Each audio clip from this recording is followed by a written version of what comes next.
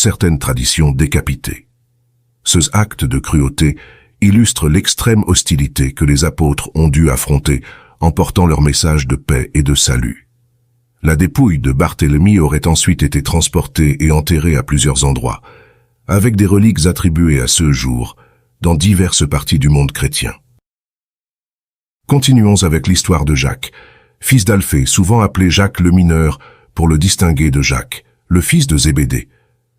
La distinction entre les deux Jacques dans les évangiles et les actes des apôtres reflète la présence de noms communs au sein du groupe des 12, nécessitant des surnoms ou des identifications supplémentaires.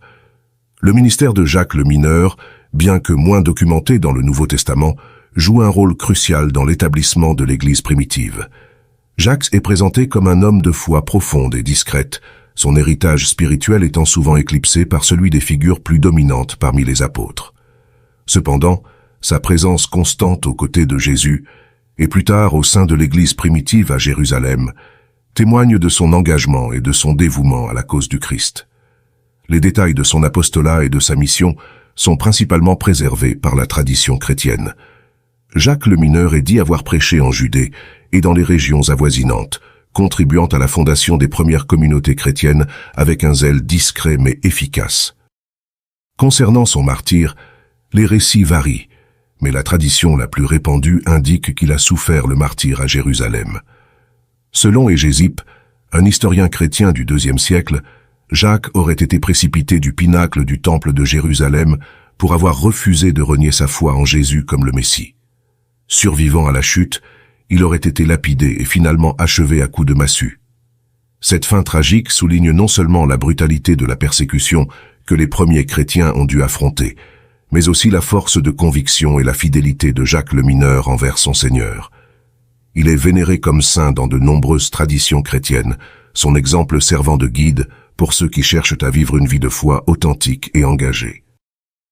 Simon le Zélote, également connu sous le nom de Simon le Cananéen, son surnom, le Zélote, pourrait indiquer son appartenance préalable à un groupe juif fervent, connu pour son zèle nationaliste et sa résistance à l'occupation romaine. La conversion et le ministère de Simon témoignent du pouvoir unificateur de l'Évangile, capable de transformer des cœurs et des esprits venant de milieux très divers. Peu de détails sur la vie personnelle de Simon et son ministère avant et après son appel par Jésus sont disponibles dans les Évangiles.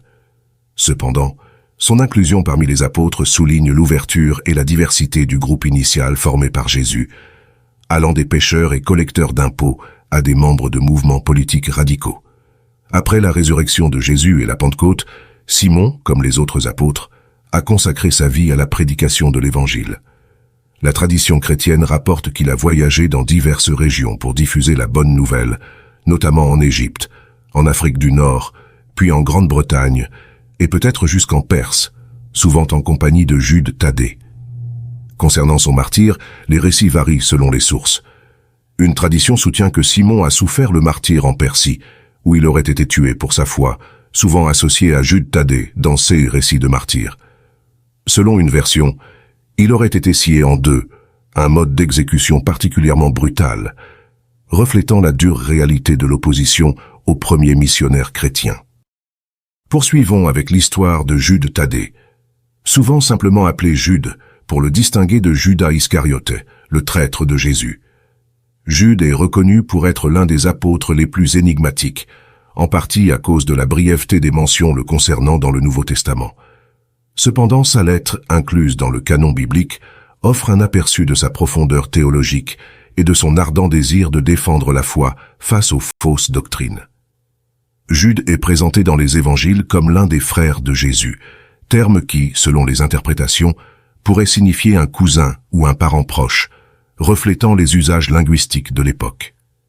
Il est l'auteur de l'Épître de Jude, un texte qui exhorte les chrétiens à demeurer fermes dans la foi et à lutter pour la vérité face aux enseignements corrompus. La mission apostolique de Jude l'a mené à prêcher dans des régions telles que la Syrie, la Mésopotamie et la Perse, souvent en compagnie de Simon. Leur ministère conjoint a été marqué par un effort pour établir des communautés de croyants dans des territoires souvent hostiles au message chrétien. Selon certains écrits, Jude aurait été tué à la hache ou à la massue en Perse, une indication de la brutalité de la persécution contre les premiers chrétiens. Son sacrifice ultime est un témoignage poignant de son engagement inébranlable envers l'Évangile. Matthias. Après la trahison et le suicide de Judas Iscariote, les apôtres se sont trouvés réduits à 11. Pour restaurer le nombre symbolique de 12, qui représente les 12 tribus d'Israël, ils ont choisi Matthias par tirage au sort, comme rapporté dans les Actes des Apôtres. Matthias était l'un des disciples qui avait suivi Jésus depuis son baptême par Jean jusqu'à son ascension, ce qui en faisait un témoin privilégié de sa vie, de ses enseignements et surtout de sa résurrection.